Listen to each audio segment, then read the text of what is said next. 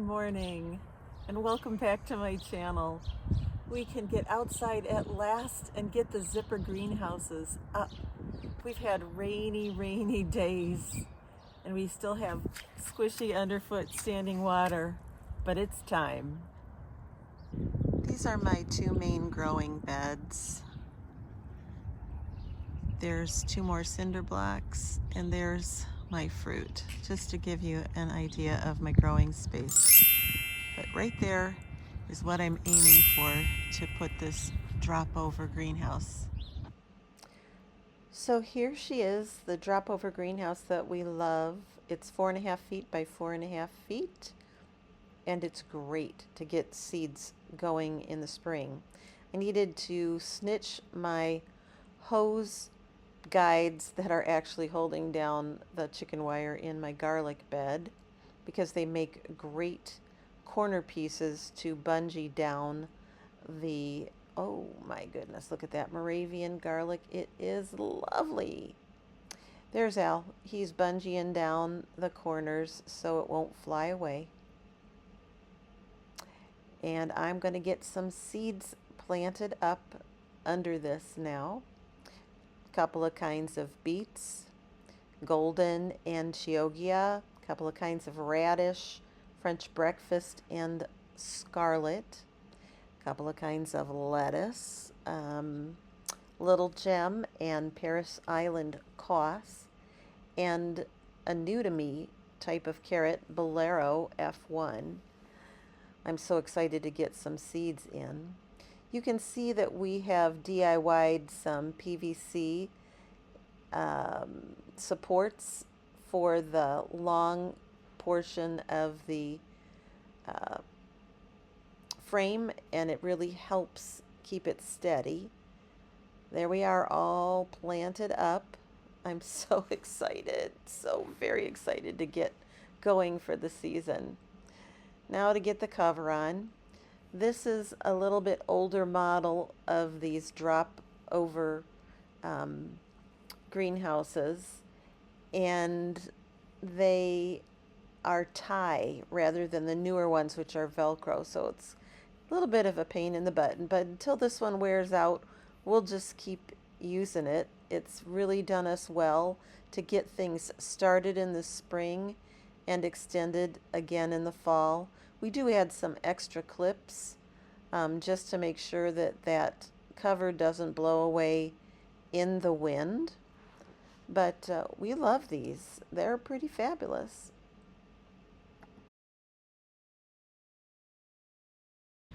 Job is to get the tomato cages up, because I do have this garden plan, but I need to make sure it's going to work. I have never done this many tomatoes in one given year. I'm going to try to do 12. I have 11 on the plan, but there's one more that I want to do. Okay, now I can visualize things a little better. I've got 4 cages here in this bed, and I have 6 cages over there, 4 and 2. So that's 10, and then 2 in pots will give me a total of 12 tomatoes.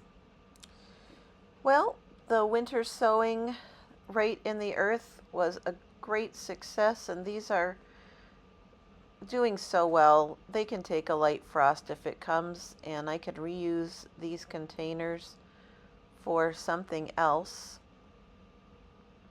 Very pleased. This really worked out well, and going to give an exceptionally early start to the year for some greens.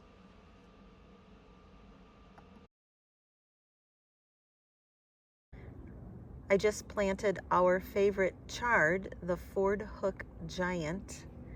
We find that it is the tastiest. I did 2 under these little milk jug cloches and 1 open to the world. That overwintered kale will be done well before those chards really get rolling. The next project of the day is to plant some red sun shallot sets. I'm not a huge fan of sets, but shallots work out better for me than onions do with regards to bolting. This is not a variety I've tried before, so I'm kind of interested to see how it goes. I've put 20 holes here. I've put my balanced organic fertilizer, some azomite, and some earthworm castings. I'll add a little mycorrhizal fungi and then get planting.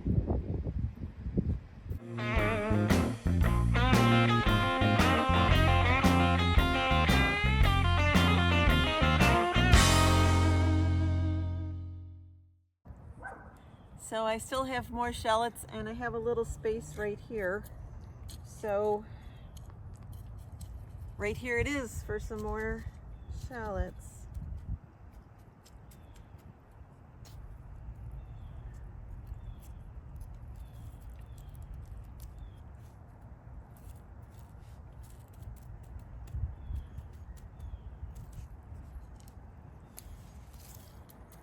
Job done.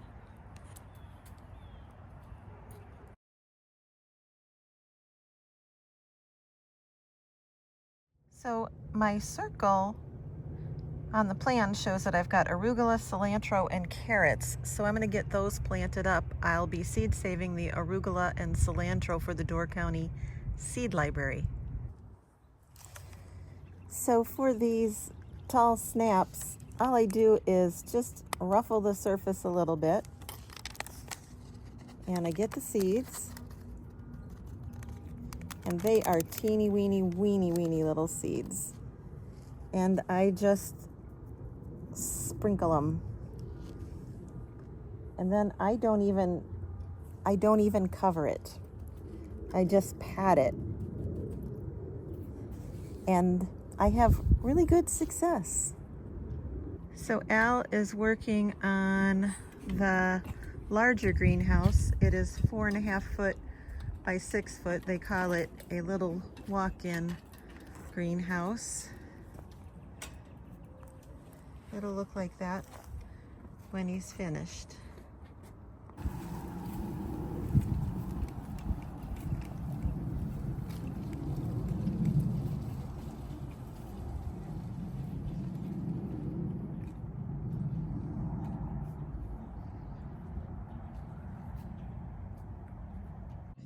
We are done for today, and we've accomplished what we set out to do because it's going to rain starting again tomorrow. The over-the-earth zipper greenhouse is up and seeded and functional. This is our little one. This is where all of the seedlings graduate to before they go out into the garden. It's never heated in any way. This larger one, we do heat slightly, just enough to keep the edge of the cold off. And we do that with incandescent lights, incandescent trouble light and some incandescent Christmas lights. It's just enough to keep the chill off. If it is a really extreme cold into the 30s, we will throw a tarp over the top of this one as well, again to help hold the heat in.